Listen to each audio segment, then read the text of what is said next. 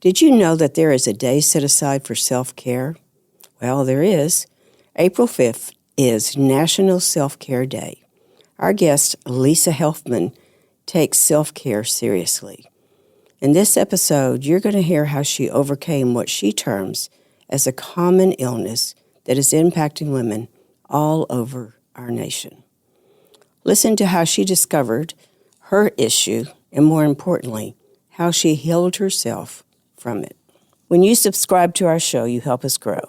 Someone you know may need to hear this story, so please share with your family and friends and consider supporting our mission at therose.org. Let's talk about your breast. A different kind of podcast presented to you by The Rose, a breast center of excellence and a Texas treasure. You're going to hear frank discussions about tough topics. And you're going to learn why knowing about your breast could save your life. Join us as we hear another story and we answer those tough questions that you may have.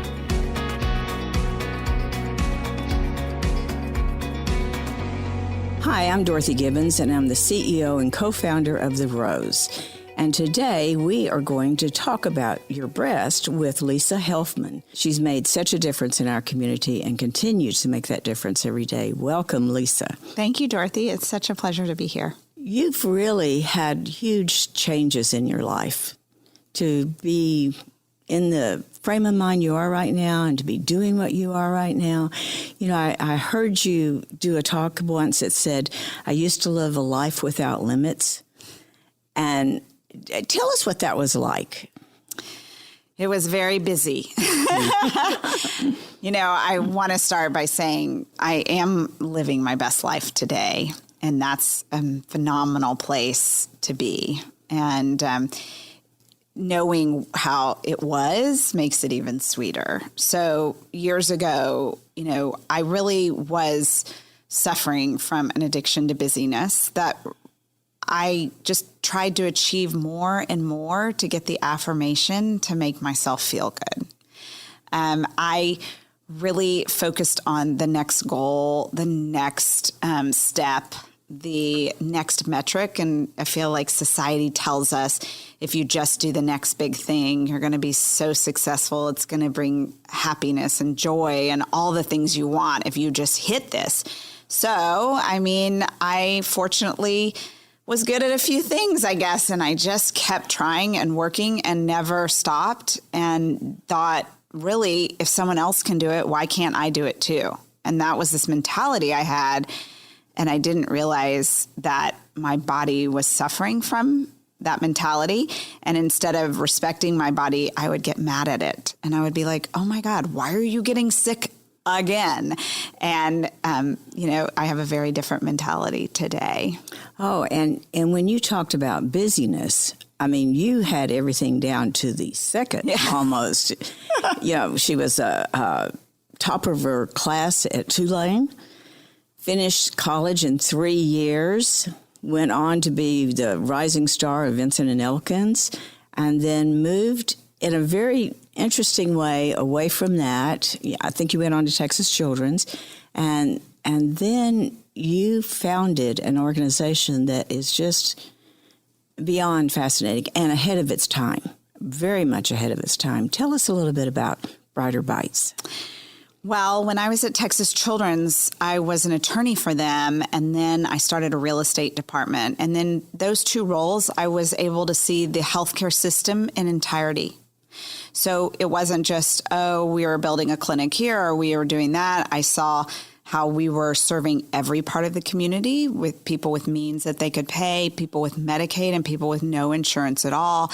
And I started noticing the health disparities in the more lower income, underserved population. And these were childhood obesity. Our diabetes clinic had lines out the door, per se. I mean, just all of these preventable illnesses in children were where our clinics had the longest waiting list. And at the same time, I was doing a fruit and vegetable co-op in my house. My boys at this point, Drew and Nathan, were 3 and 6. And I noticed this dramatic change in their eating habits, all because of this exposure to fresh fruits and vegetables. And this pinnacle moment happened when Drew was 6. He's now turning 18 this month, Dorothy. 18. No. And he was 6 years old, and he called me over and he's like, do I have to eat this? We were at a birthday party, and I looked down at his plate, and it was cake. And he was like, it's too sweet, Mommy. Do they have fruit? And I thought, this child has 2 heads, because what adult gives up cake for fruit at a birthday party, much less a 6-year-old? And then I was participating in American Leadership Forum, and we were talking about, it was right at the Affordable Care Act and when more people were getting access to insurance. But I thought, we're not really going to help solve the healthcare crisis if we don't start working on prevention and taking control of our own health and caring for our own bodies. And that's where Brighter Bites was born. And I thought, if I can do this in my house, how do I do this for families in under-resourced neighborhoods that might not have access to fresh fruits and vegetables, much less know how to use them? Right. So you actually started with Lisa. Yes, I did. When you figured this all out, that you needed to eat differently, and then moved it to your home. Yes. And now out into the community. What did that take to really, you're now in everywhere. Not everywhere, but 10 cities across the country. 10 cities, that's pretty great. Really impacting the core issue of what goes on in health disparities, and that is what we eat. Yes. So how did you move it from that American Leadership Forum, which, by the way, as an old fellow too, I think that's one of the most needed organizations our city could ever have. And every class you hear about these wonderful things that came up. So how did it go from that to where you are now? Well, I'll back up for just 1 second and say I'm really passionate about this issue, and it is because I had such a health change myself. I don't often talk about it, but this in particular, but I think for our listeners today, it would be meaningful. I had very serious stomach issues, irritable bowel syndrome, if I can talk about that. I had 5 sinus infections a year, horrible seasonal allergies. I added more fruits and vegetables into my diet and realized dairy was a culprit for me. So I removed that, and I never got sick again. Never. I've never had another sinus infection. It's been 12 years. I think actually longer. It's been 13 years now. And I don't even know when allergy season is because I never even get a stuffy nose. Lisa, that's amazing. I know. Every day we come into work, someone's saying, it's all those allergies out there. That is amazing. And it was just the change in your diet. You're convinced of that. Oh, because I did nothing else. I was already exercising. I was leading what everybody else would say a healthy life. I was thin. It wasn't like even a weight issue. But I was putting things in my body, a lot of processed food to stay thin, diet soda, and then dairy was, everybody's body reacts differently to different things. But for me, that was it. And then when you give yourself the good stuff, you kind of crowd out the bad. So eating berries every morning for breakfast, Swiss chard in the evening, things like that. It just, all the nutrients added up, and my health just got better. I'm never saying, I won't say I've never gotten a stomach flip bug or anything like that. I did get COVID, but I've never had any kind of upper respiratory allergy, sinus, never again. And my stomach is really healthy as well. So with that kind of passion that food can make that kind of difference in your life, I was on a mission to help everybody else see how it could affect them too. So I actually came up with the idea for Brighter Bites sitting at a Texans game with Drew and Nathan's dad. And I thought, if I can do this in our house, how do we do this in these other neighborhoods? I went back to my ALF class. I pitched the idea while we were on the mountain in Colorado. I thought everybody's going to think I am insane, but I don't care. And they said, you know what, let us introduce you to some people in the community. So first person I called actually on my own was the founder of the KIPP schools. And I had been their bond lawyer back at Vincent Elkins. I said, I have this crazy idea. Will you let me pilot it at KIPP? And they said, yes, come on. And I thought, oh my God, I don't have any produce and I don't have any nutrition education, because that was the formula I came up with. Produce distribution, so create a co-op in every school that we were in, nutrition education for both the kids and the families, and then a fun food experience, kind of like you'd find at your favorite HEB. I wasn't working there, but I was still a big fan. And we do a food sample. And so the parents and the kids would get to taste something made out of fresh produce and see that it actually tasted good. So I called him and he was like, oh, you'll figure it out and we'll give you a school next year. Just come back to me. And I was like, what? Figure it out. I don't even understand what you're... Okay, I better get on this. So then next, someone from my class introduced me to Brian Green, the head of the Houston Food Bank, who is a prince of a guy and a visionary. And I was so naive back then, Dorothy. He said, we'll be your produce distributor. And I said, you have fresh food at the food bank? And he was like, oh my God, Lisa, have you never walked around the food bank? And I said, well, I volunteered, but I always packed up cans. I didn't know. So he walked me through the warehouse, all the cold storage, and my mind was blown. And I said, well, who do you want me to work with on your team? And he said, I will take this on personally with you. So he has mentored me the last 11 years, every step of the way.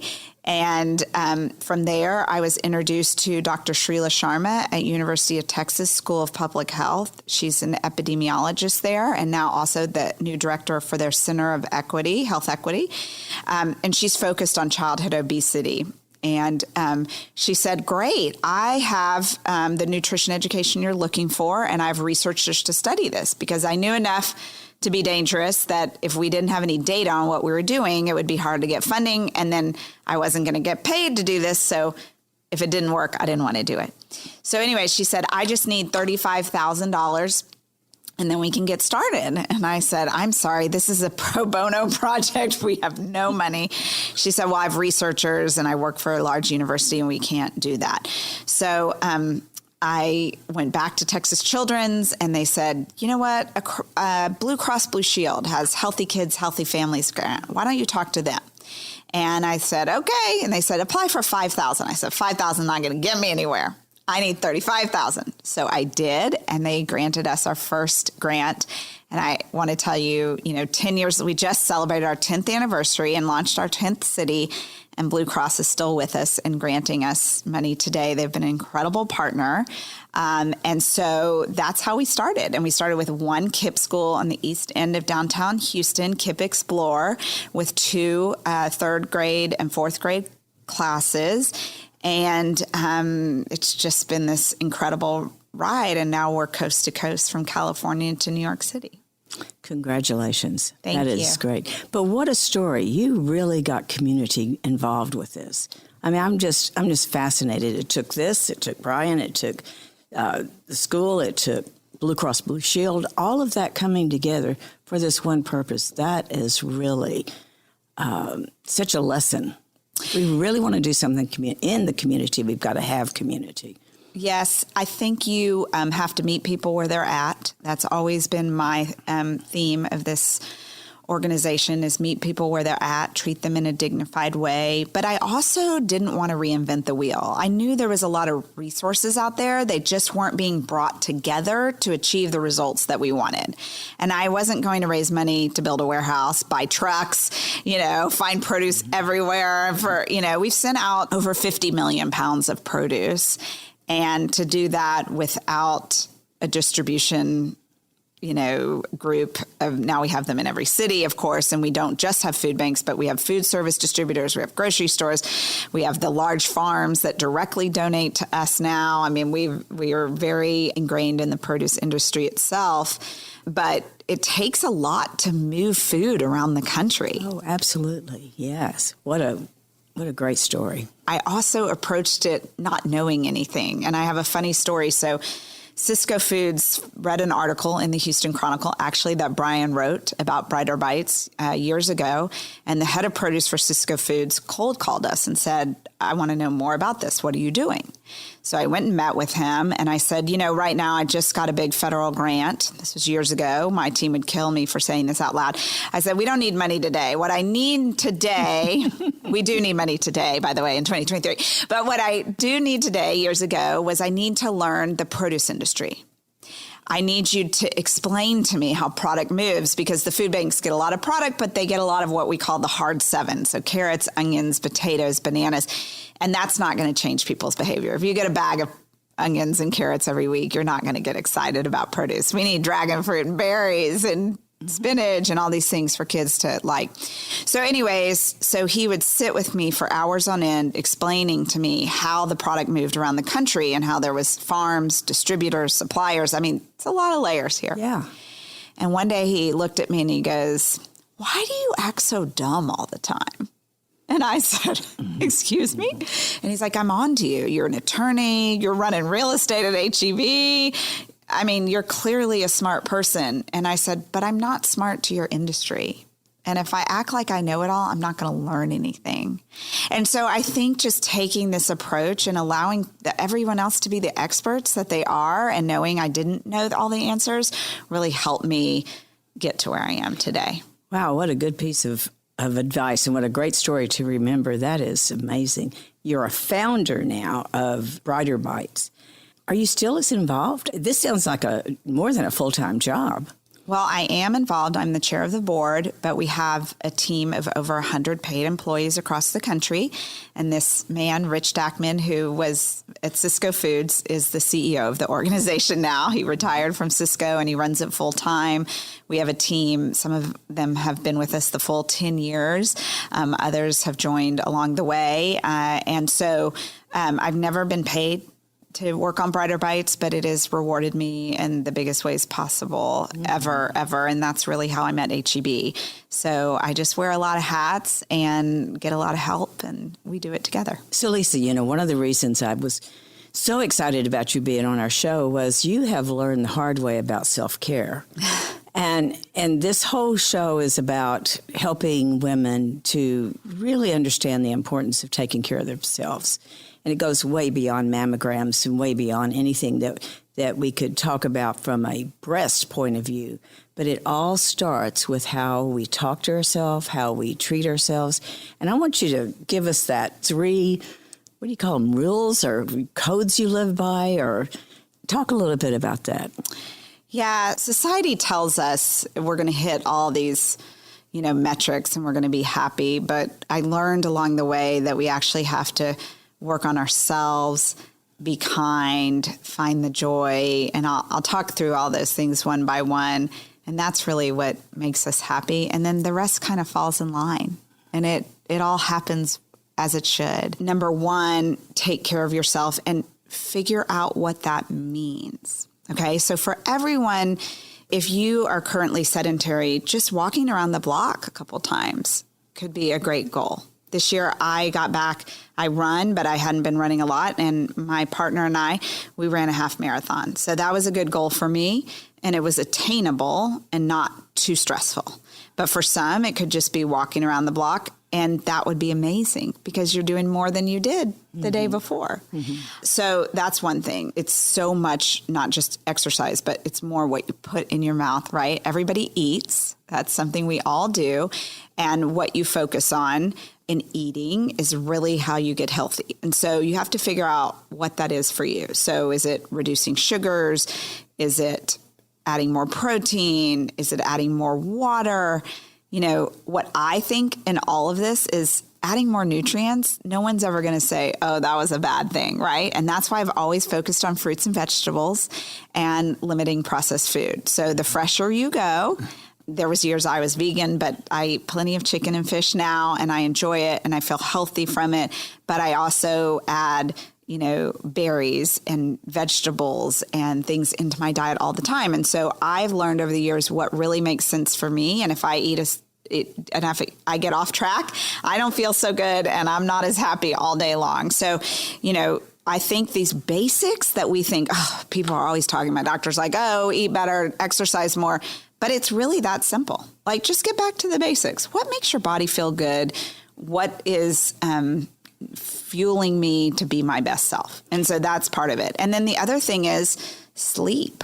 Oh, yes. Sleep is so important. And I wasn't doing that years ago at the level I should. I was getting up super early, running super early so I could work for a couple hours before the kids got up. Then I did the kids. Then I went to work. It was this constant like spiral of exhaustion. And then I did brush my teeth every night, but I would not even want to because I was so tired. I couldn't even get through that part of the day. And what I realized is that sleep has to take paramount. Even last night, I was invited to a fabulous event that I really wanted to go to. And I said, you know what? I can't. I'm going to be with Dorothy tomorrow. I have a big presentation. I have a huge speech on Tuesday. And although I know I love being with you at these tennis championships, I can't do that. And I got in bed at 8 o'clock and I wound down and had a phenomenal night's sleep. And I got up early and I started preparing and I had a better mindset because of that sleep. So self-care, number one. Number two, pursue. Let's stop just 1 minute because that took a lot of self-awareness too. Yes. I'm just so fascinated with how you found all this out on your own. But you decided to let yourself talk. That is so encouraging. Anybody can do that. Anybody can do that. And whatever we can do, we can do. If you can do it, just do it. That is just, and you're making it sound like anyone could attain it. So that's what's exciting about it. And I guess I should add for those who don't really know me is that I'm 47 now. And when I was in my mid-20s and started working at Vincent Elkins after a history of this, I really was throwing up in the bathroom on a regular basis from stress. I was having steroids all the time for these sinus infections because, I didn't have time to get sick, so much less get well. So I was like, how can you get me well the fastest? How can I move through this? What can I do? And so I was pretty much at rock bottom at that point, right? Maybe I shouldn't say that because my health could have gotten a lot worse if I hadn't have figured it out, right? I could have had a very chronic or terminal illness and I stopped before that happened, but it was pretty miserable. Mm-hmm. So today to know, okay, I have to stop, or you know what, I have to cancel this meeting because I have to go back to work at 6 o'clock to go to an event and represent the company. Or a lot of times, kind of my next point is follow what brings you joy, is I take off and I go to my son's tennis match at 2 p.m. And I know that I'm back helping out HEB at 5 or 6 that night, but I am going to shamelessly be with my children for the hours that mean the most to them. And that's how I balance. And I don't ask for permission, but I do happen to work for the greatest company ever that is so family friendly. They encourage me to do these things. But I think it's this great balance that I've been able to achieve because I don't want to miss out on my children. They're now, about to turn 18 and Nathan is 14. And that's what it's all about to me, is these little moments that after my son walks off the tennis court, he's like, did you see that shot? And I'm like, yeah, I did. It was incredible, you know? And you were telling me that you actually, on your calendar, you put the time in before your week starts. I think that's the best advice of all. You make that the priority. Whatever you need to do with your kids or yourself, just putting it in the calendar is also that other way of saying it's okay. You have permission to do this. That's right. Isn't that kind of, what's the word? Women need that permission, it seems like. And then when we discover we don't really need it, then we can make decisions that are great. That's right. Now, all right, go back with living with integrity. This is kind of an interesting one, and it wouldn't be what people would think would be so front and center in my life. But to me, living with integrity means that everyone gets the same Lisa. And it means that I show up for my children the same way I'm showing up for this podcast today, or a news interview that I'm doing later in the week, or a speech in front of hundreds of people, but that everyone in my life is getting the same Lisa. And if I pack my days so full that by tonight I'm so tired. I can't function with Nathan and Drew and my new husband, Lee, that they're not getting the same person. And I'm not going to get the same kind of relationship with them that I'm getting with the community. Or if I give everything to my family and I blow off my role at HEB, then the community's not getting enough, Lisa. And that's not fair either, because I've signed up to do that. And so for me, I just don't, I don't want to be that person that's all shiny on the outside and then on the inside is kind of a mess. And so it's that I'm showing up for everyone the same. I'm balancing my day in a way that happens. And then also that if I want to live in a joyful world, that I'm authentically joyful. And that means talking kindly to myself every day, not belittling myself or taking on too much or not being thin enough or smart enough or looking good enough or giving the best speech of my life at any given thing, whatever the metric is for the day, whatever that marker is, that I'm like, you know what, I showed up, I did my best, and that's great, and let's go on to the next thing. And that is so important to me, and I was so hard on myself before that not only was I judgmental on myself, but I was projecting that to others. I was really judgmental of everything around me, myself and everyone else. And once I realized that I should be kinder to myself, it just permeated it through everything I was doing. And you can see that. You can really tell that about you. I thought that was some of the best advice that I've heard in a long time. Be the same for everyone. Can't tell you how many times I've gone home and my husband has said, take off your CEO hat. You're home now. And it's true. You need to think about how you're showing up for different people. And congratulations on your marriage. That's so neat. Thank you. Yes, It I really tell you was what. See, that's magical. another thing. So many women think that romance and all of that is just for the young. And, you're 47 and just made that happen in your life. And I was 53. And, when you find that special person, that adds so much to your life. So much. That unconditional love and that comfort at home, it's really second to none. And you've also got to create that on your own. So, I'm just hearing so many great things. When you said, I didn't have time to be sick, let alone have time to be well. Wow. What an eye-opening statement. Didn't have time to be sick, let alone time to be well. Ooh. But the truth is, we have time to do anything we want to do. That's so true. That is. And I think we get caught up in this hamster wheel of life where we think we have to be here, we have to be there, we have to get this done and this done and this done. And we forget we have choice. And we do have choice on how we spend our day. And now I prioritize a lot of good stuff all day long. And not in the way of my responsibilities, but I just make sure that I'm spending my life the way I want to be spending it. And that knowing I have a choice, and if something doesn't get done, the sky's probably not going to fall. I'm not actually that important in this world. And it's just created a much better world for me. Well, I don't know. How do your sons feel about it? You're really pretty famous. You are. Dorothy. In our community, you are. Wow.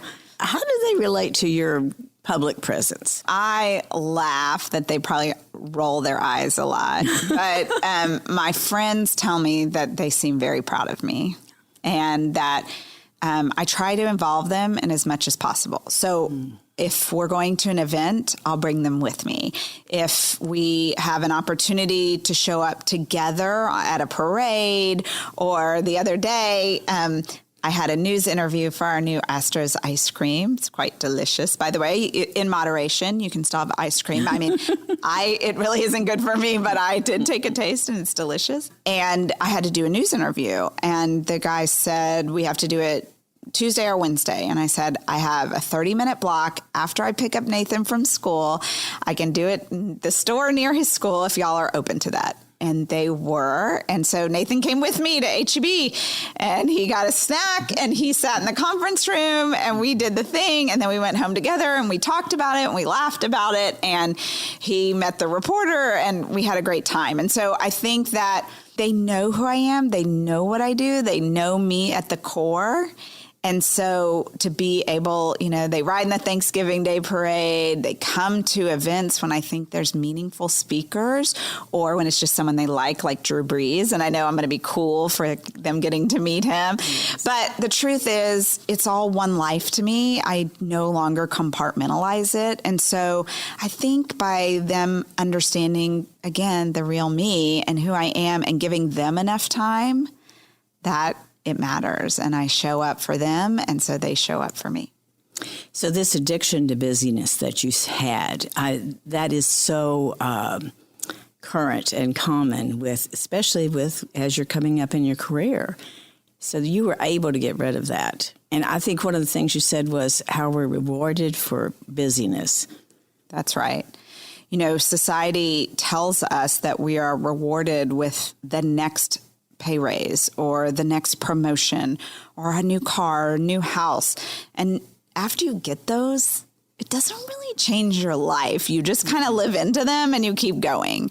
But that joyful moment of that hug with your child or, a magical week that we just had in Mexico City as a family after we got married, all those things I will actually never forget. Right. And it's figuring out actually where the reward is. And maybe as a society, we're a little off base and we should focus on other things. And I can't tell you as a listener or Dorothy, what are those things that bring you joy? But I spent a lot of time just actually figuring out physically when I felt joyful. I know that sounds kind of crazy, but I thought they came at the big moments. But during COVID, I remember watching a TV show with my son and him just leaning over and putting his head on my shoulder. Oh. And it was so special. Or singing me a preview of his solo at school or watching him in his tennis match. Things that aren't that big of a deal. They're just everyday activities, but they were that connection that brought me joy. And those are the things that we feel. Yes. More than we think. We feel them. And I was thinking earlier about how I go through Brennan a lot, and I love stopping at that HEB. What is it about HEB that when you go in, you feel different? I think we put people first every step of the way. We take care of, we call our employees partners because that's how we all feel. We walk in, we're like, hi, partner. And it's from the top all the way to the parking lot attendant. From Charles Butt to people working there in high school just to, get some extra spending money or even make ends meet. And we care about people in such a way. HEB is now opening primary care clinics that have nutritionists, that have physical therapists. And now if you're an employee of HEB, a partner, you can access mental health services inside or outside of network for just $15, no matter who the provider is. We just really care about people in hopes that they're going to care about our customers, their community, and just create a more positive, kind, and joyful environment. So I'm happy to hear that you're feeling that firsthand, because that's who we want to be, and I'm glad we're showing up that way. And of course, HEB has helped us so much with our patient navigation program. And I think I was fascinated the first time you ever came to visit us here at the Rose. You understood the whole idea of a person having a patient navigator and needing that navigator during a serious illness. And I will tell you, HEB was the first to fund that program. And, every year I go, I want that program fully funded. There's got to be a way. And, y'all just set the bar. Y'all set the pace. It's great to have that kind of true community support. Well, we're a huge fan of what you do, Dorothy. And I'm not just saying that because we're on the podcast, but you're literally helping level up the healthcare playing field for everyone. And no one should be without services just because of their zip code. And you make sure that happens. And just like I didn't know the produce industry, how can someone know what it takes to go through the world of cancer without experts? Mm-hmm. And you're providing that, and you're doing it in a warm, kind way where it's approachable and people understand it. And so we're a fan for life, Dorothy. We believe in what you're doing. Thank you. Thank you so much. That means a lot to us. One last word about how you speak to yourself. I just try and speak kindly. And guess what? I mess up every once in a while. And the mean thoughts do come back. but I catch myself pretty quickly. And then I'm like, nope, not going there today. Today, I am choosing to focus on the gratitude that is my life, the joy, how grateful I am that I have these beautiful children, this amazing husband, this incredible job where I literally get paid to help people every day. Yes, and that ability to say, I'm not going to criticize myself today, just for today, just for the next today. hour. Right. Yeah. Let's just put that, not today. Thank you, not today. And it resets me every time. Well, I tell you what, you've made our day just wonderful. I can't wait for all of my employees to hear this. You know, I have a lot of women. Yes. I have a lot of women that are of a certain age that they really are tired at times. And I know that what you're saying is going to really speak to them. Thank you so much for caring. Thank you for sharing all of this. And we hope to have you back soon. I would love it. Thanks, Dorothy. Keep doing what you're doing, too. Oh, you're a great you. benefit to society. Thank you for joining us today on Let's Talk About Your Breasts. This podcast is produced by Speak Podcasting and brought to you by The Rose. Visit therose.org to learn more about our organization. Subscribe to our podcast, share episodes with friends, and join the conversation on social media using hashtag Let's Talk About Your Breasts. We welcome your feedback and suggestions. Consider supporting The Rose. Your gift can make the difference to a person in need. And remember, self-care is not selfish. It's essential.